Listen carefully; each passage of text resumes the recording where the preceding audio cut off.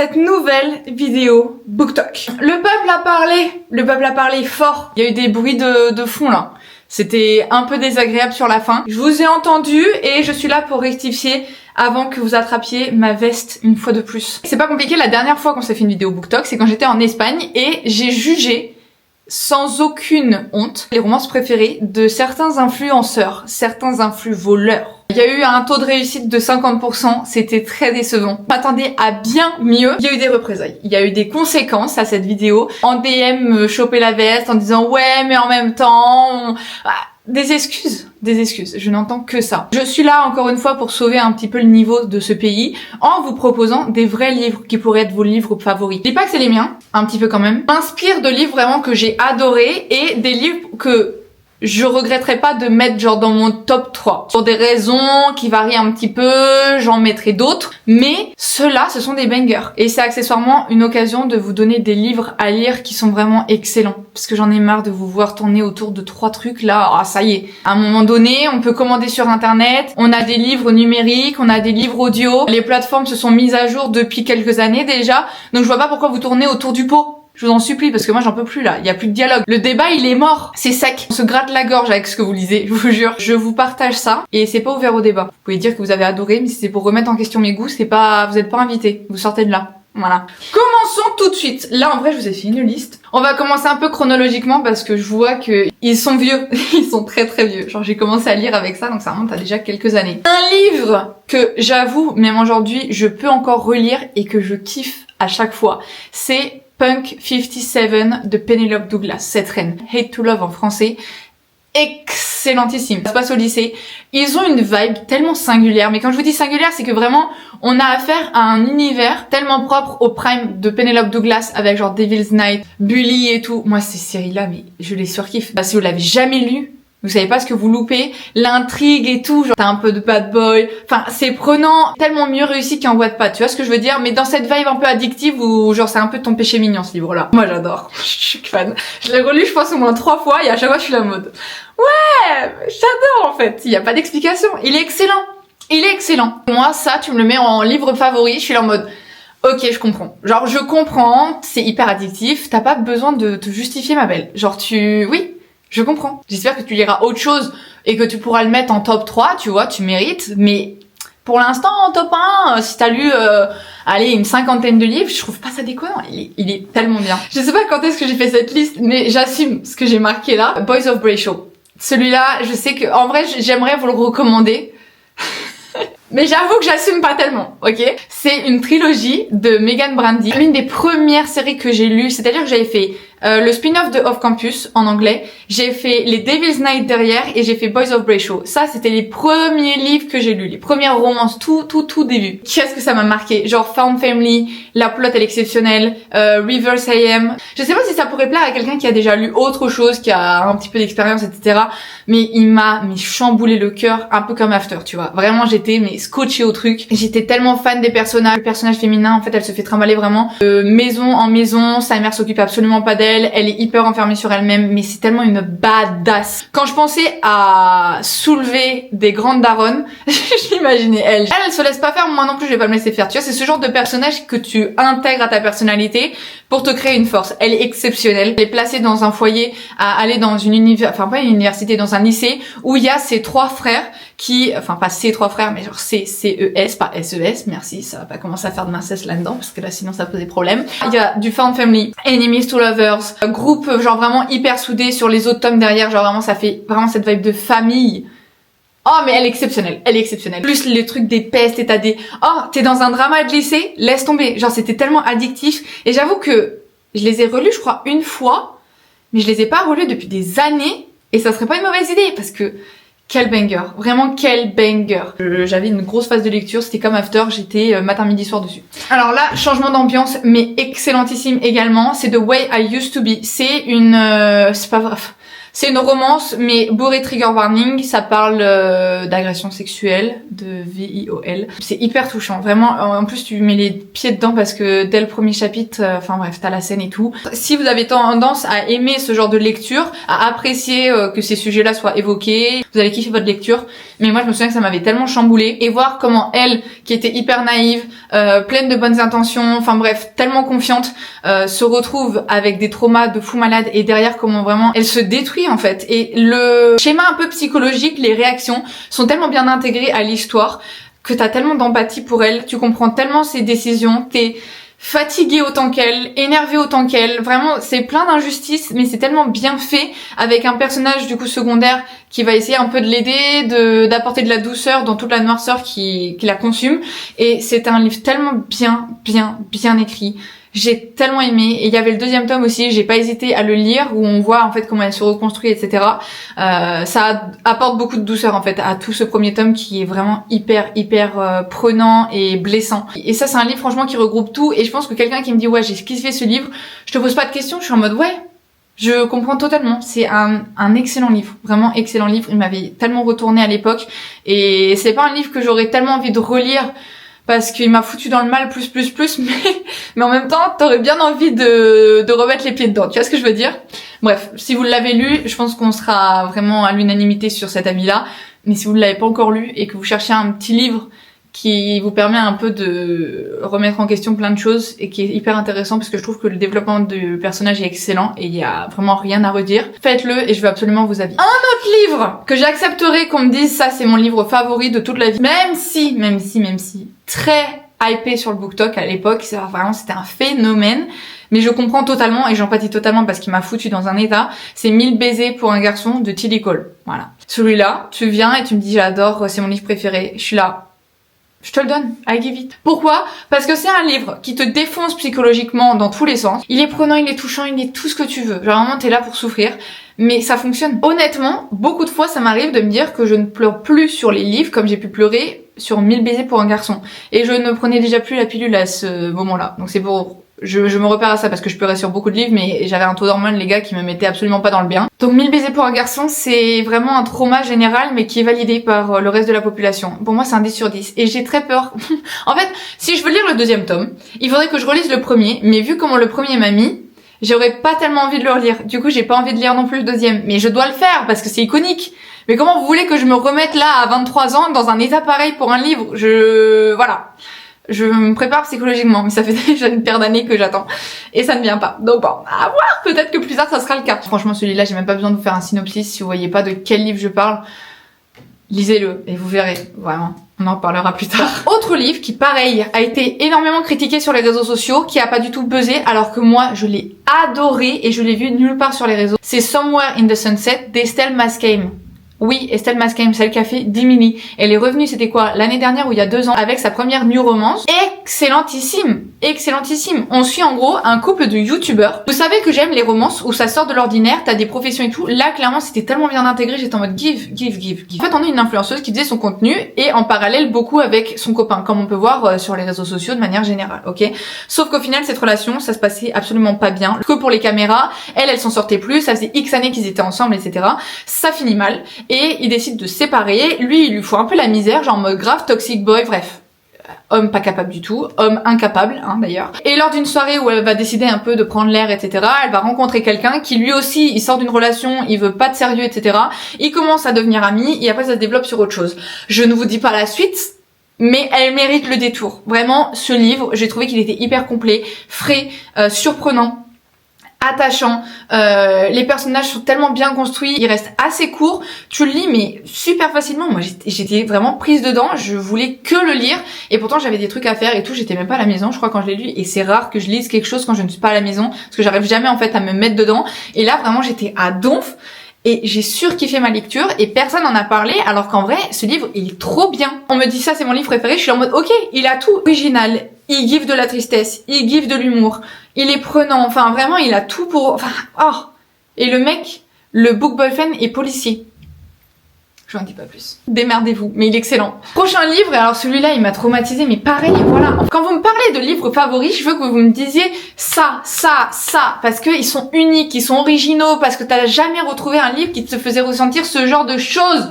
Et Things We Leave Unfinished de Rebecca Yarros, excellentissime. 2 temporalités, une dans le présent, une pendant la Seconde Guerre mondiale en Amérique. Limite un triangle amoureux, un found family, un plot twist de fou malade. Toute cette volonté de reconstruction dans le présent pour savoir ce qui s'est passé dans la famille dans le passé et qui était ce couple et banger.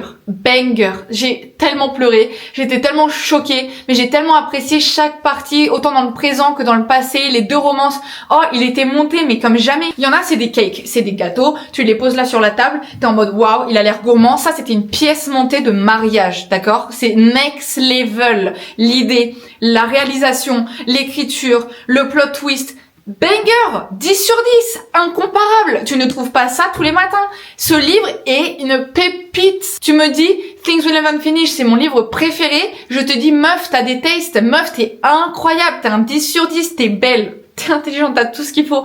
T'es parfaite. Putain, t'as lu ce livre et t'as su reconnaître que c'était un banger. Genre, t'es niche. J'adore. T'es fashion. Je peux pas, vraiment. Ça m'énerverait, en fait, de tomber sur quelqu'un qui me dise, mais c'était de la merde, ce livre-là. Tu veux que je m'énerve? Me parle pas. Me regarde pas, tourne la tête, pars. Vraiment, je vais m'énerver. C'est des trucs, c'est pas ouvert au débat. Ce livre, il est exceptionnel, point. Pas une question de ouais, mais non. Celui-là, pareil. Ça, c'est un petit peu chez Mignon, j'avoue. C'est le seul français d'ailleurs qu'on a dans la liste. 10 bonnes raisons de te détester d'Emma Green.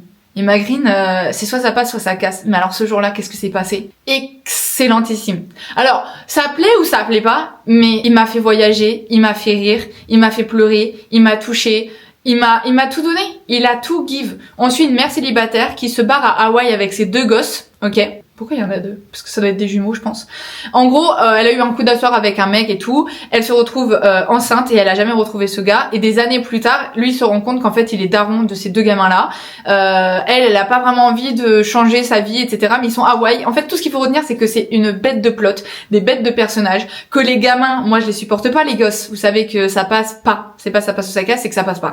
Mais ce livre-là m'a fait apprécier les gosses parce qu'ils avaient une plus-value, tu vois. C'est pas juste des gosses, tu les mets, ils sont en mode oh ils sont mignons, oh ils sont rigolos, c'est vrai qu'ils sont attachants. Non, les gosses c'était des bangers, ils avaient des bêtes de personnalité, ils étaient drôles, enfin ils avaient tout pour eux. T'es à Hawaï, le décor te fait vraiment voyager. Moi c'est rare que j'ai la visu de ce qu'ils sont en train de faire, mais là ils partent en randonnée, je te vois enfin je me sens en pente quand je lis ça, tu vois. J'étais choquée parce qu'Emma Green, ça passe pas beaucoup. Vraiment sur tous les livres que j'ai pu lire, j'aurais jamais parié sur celui-là parce qu'il y en a beaucoup que j'ai pas apprécié, mais waouh, bangerissime. Et ça clairement, en plein été, c'est un livre que je pourrais relire. Franchement, c'est des livres qui en fait me donnent pas du tout raison parce que quand j'ai commencé à le lire, j'étais en mode alors ça vraiment la couverture elle vive pas, les autrices, je suis à moitié convaincue et pourtant c'est un truc qui m'a marqué, ça fait des années que je l'ai lu et j'en repense et je suis là en mode j'ai la vision encore de cette scène où ils sont avec les gosses sur le rocher, enfin vraiment exceptionnel. Tu sens le soleil sortir. Et pourtant j'ai lu d'autres livres, je crois que c'était The Boy Next Room où ils sont en Australie, ça givait rien du tout. Ça pour le coup nul, j'ai pas aimé.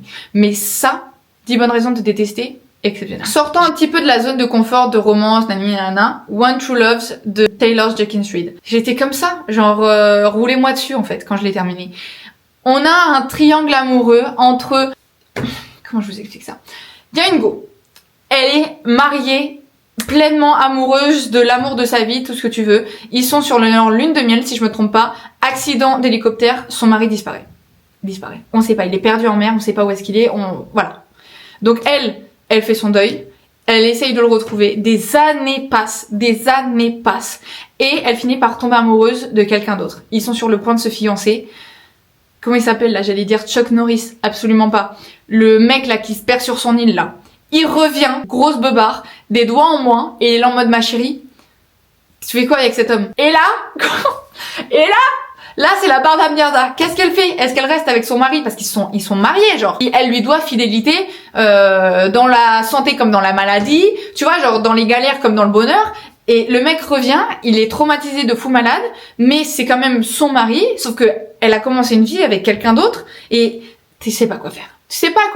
Les 2 hommes de ta vie, comment c'est possible? Mais c'est possible, qu'est-ce que tu fais? Tout le livre, ça traite de ça. Si vous aimez pas les triangles amoureux, faites un peu d'effort, sortez un peu de votre zone de confort, arrêtez de cracher dans la soupe alors que vous avez pas goûté, parce que c'est Taylor Jenkins Reid qui a écrit cette putain d'histoire, donc vous vous doutez bien que c'est pas fait à moitié, que c'est pas fait mal, c'est excellentissime, t'as vraiment les 2 points de vue, et tu ressors de là, t'as les doigts de pied, mon gars, dans la chaussure, ils sont crispés comme jamais, tu sais pas où te mettre, en fait, c'est tellement malaisant, et t'es là en mode...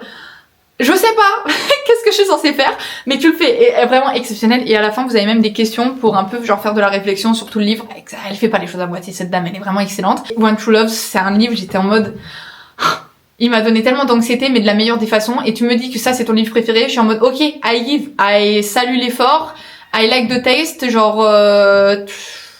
Je te le give, tu give, je te le give. Vraiment tout. Prochain livre, alors celui-là, je crois que je vous en ai même jamais parlé, pourtant quel banger. Alors vous savez que j'adore les romances qui mélangent le mystère, d'accord. Si tu me mets un petit peu de surf, de beaux gosses, une intrigue de meurtre et tout, mais là, mais je te vends mon poumon droit. Et c'est ça, aggro. Je sais même plus, il y a 2 autrices, je crois que c'est Caroline June et quelqu'un d'autre, enfin bref, il y a 2 autrices sur ce bouquin-là. On suit une fille qui perd sa meilleure amie mystérieusement, genre je crois qu'elles sont au lycée. Et ça fait très vibe de Pretty Little Liars, tu vois, genre t'as Allison, elle a disparu en pleine nuit, c'était ta meilleure amie mais en même temps elle était hyper secrète, tu sais pas trop ce qu'elle manigance, et elle avait des goûts un peu bizarres avec les mecs et voilà, mais c'est même ta meilleure amie et tu veux comprendre ce qui s'est passé. Et là, mélangé avec de la romance, et t'as le suspense, et t'as l'enquête, et t'es en bord de mer, et ça sent le salé, et c'est surfer vibes, et t'es en plein mois d'été, et t'es dans une small town. Qu'est-ce que vous voulez que ça give de plus? Et le plot twist, exceptionnel. Je sais pas si il était prévisible, et moi j'étais juste choc barre, ou si vraiment il était très très bon, mais rien que pour la vibe, c'est un 10 sur 10. Je sais même pas comment je suis tombée sur ce livre-là. Je pense avec un edit à l'époque sur le BookTok, mais vraiment, j'étais là, mais what? Il est pas traduit, en tout cas je pense pas. S'il l'est, foncez-y. Mais ça, même si c'est hyper underground, que vraiment personne le connaît, je te dis ok meuf, là on parle, là j'aime, là je t'aime. Déclaration d'amour directe. Tu me sors ce livre-là, tu me dis ouais même moi je l'ai lu, ouais je le mettrais pas en top 10 mais je l'ai grave apprécié. T'as lu aggro, mais t'es tellement genre niche, je te jure, je t'aime. Voilà, c'est tout. On a un peu plus mainstream, mais pareil, bangerissime, Mindfuck Series de STAB. Genre, cette série elle a give tout. Et il faudrait que je la relise encore une fois. En plus les tomes ils font 100 pages, ça s'enchaîne tellement bien, je pourrais le lire en une soirée. Mais c'est une dark romance dans le sens où il y a des scènes hyper gore. La meuf en gros c'est une tueuse en série qui veut venger des traumas qui sont affreux. Et là c'est vraiment genre quand t'as les réponses plus tard dans les tomes, c'est hyper détaillé. Même les scènes de meurtre et tout sont hyper détaillées. Donc faut aimer le gore. Mais si t'aimes genre les mini-séries, les docu-séries sur les serial killers etc. Voilà, c'est dans ce genre là. Mettez une romance avec du coup un mec qui travaille dans le FBI qui justement mène l'enquête pour retrouver le tueur en série parce qu'ils pensent tous que c'est un mec idiot qui effectue ses crimes et en fait il sort en même temps avec cette fille qui est la tueuse en série, genre il le sait pas mais voilà, et pendant tous les tomes tu sais pas comment est-ce qu'il va pouvoir gérer les 2 choses, et il y a tellement de fois où genre elle quitte la scène de crime et lui il arrive et ils sont à peu de choses en fait de se faire cramer et t'es là en mode what. Bref, c'est tellement bien fait, c'est banger, et la romance n'est pas du tout dark romance. Genre c'est-à-dire que c'est une dark romance pour le gore, pour les meurtres, pour tout ce qui est tueur en série, mais la romance n'est pas du tout dark, et ça c'est vraiment un truc que j'apprécie parce que c'est hyper mainstream en fait. T'as le gore, moi j'adore les mini-séries, les docu-séries sur les serial killers, voilà, c'est mon péché mignon, je sais qu'il y en a beaucoup, c'est le cas aussi. Moi je fais partie de cette team-là, j'adore les détails, je trouve c'est sordide, mais je peux pas me l'expliquer. Un jour, faudrait peut-être que je me renseigne de pourquoi est-ce qu'on adore ce genre de truc. Mais c'est mon dada, ok? Et là, clairement, c'était exceptionnel. En lecture, genre, oh. Et leur romance, elle est tellement, genre, stable, saine, normale, que t'es là en mode, ça give tellement. C'est trop attachant. Moi, j'étais à donf. J'étais tellement à donf sur cette série. Et je pourrais la relire maintes et maintes fois tellement je l'apprécie. Et j'y repense, je suis en mode, putain, mais pourquoi je la lis pas maintenant, là, tout de suite, quoi?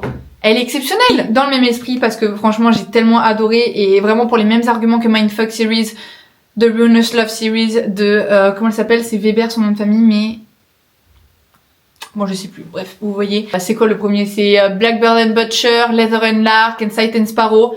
Incroyable, 3 frères, les 3, enfin presque, ont un pet au casque. Le premier, il est méga tueur en série avec une autre tueuse en série. En gros, ils font un jeu de le premier qui tue celui-là, il a gagné. Bref, super drôle. Enfin, je veux dire, c'est pas, si c'est drôle, c'est hyper drôle, c'est hyper comique. C'est une comédie dark romance, tu vois. C'est super drôle, les personnages sont hyper attachants. Le smut est un petit peu spicy, mais la romance est quand même hyper attachante. Ils sont pas là en mode toxic boy et tout, pas du tout. Genre vraiment, tu passes un trop bon moment.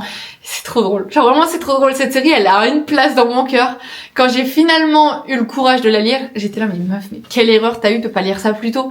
Exceptionnel. J'ai lu les trois. Les trois pour moi sont appréciables pour les mêmes raisons. T'as ce mélange entre de la romance saine, t'as du bon smut, t'as de l'action avec des meurtres et du gore et tout. Enfin bref, c'est tellement bien monté. L'univers est hyper singulier, hyper original. Ça passe tellement bien.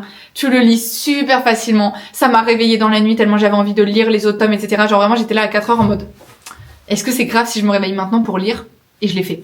Genre vraiment, c'est ce genre de livre, tu vois. Donc il y a pas de doute. Et ça, tu me dis que c'est ta romance préférée. Je suis là, mais on est pareil. Toi et moi, on est les mêmes. Genre, je comprends totalement. Je comprends totalement. On a les mêmes goûts et je comprends totalement. J'espère que cette vidéo vous aura plu. Dites-moi quels sont vos livres préférés. Là, vraiment, c'est pas mon top 10, mais c'est des livres que vraiment j'ai surkiffé. Si vous voulez que je vous fasse une vidéo avec vraiment mon top 10 romances, je vous la fais. Il y en a qui font partie de mon top 10, mais bon, je vais pas commencer à les classer. Dites-moi ce que vous voulez voir comme autre vidéo. Je sais qu'il y a des concepts d'avant sur le BookTok qui vous ont trop plu et que vous voulez que je réitère. Dites-moi lesquels. Vraiment, il n'y a pas de souci, je les referai, mais dites-moi ceux que vous voulez qu'on réitère, parce qu'il y en a quand même pas mal. Et sur ce, mes stars, je vous souhaite une excellente semaine, plein de bonnes lectures. J'espère que vous allez tester ceux que je vous ai donné quand même un minimum. On se dit à la semaine prochaine, mercredi 18h sur cette chaîne, et d'ici là, des bisous!